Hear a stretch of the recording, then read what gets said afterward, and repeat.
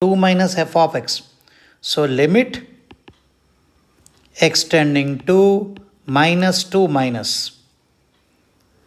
So left hand limit of minus 2 is nothing but given as minus 4x.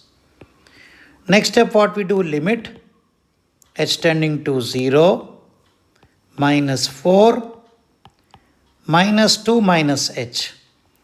So limit h tending to 0, we get minus minus plus 8 plus 4h, which gives you 8.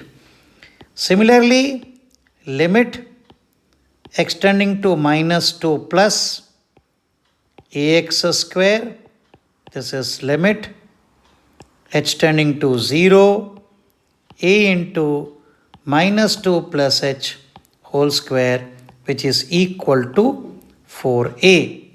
Now, so left hand limit is equal to right hand limit.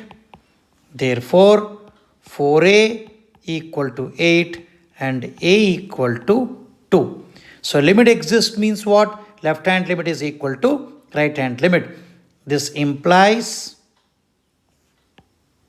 limit exists. What is the meaning of limit exists? When left hand limit is equal to right hand limit. So left hand limit and right hand limit, we equate it. 4a equal to 8, a equal to 2. Option B.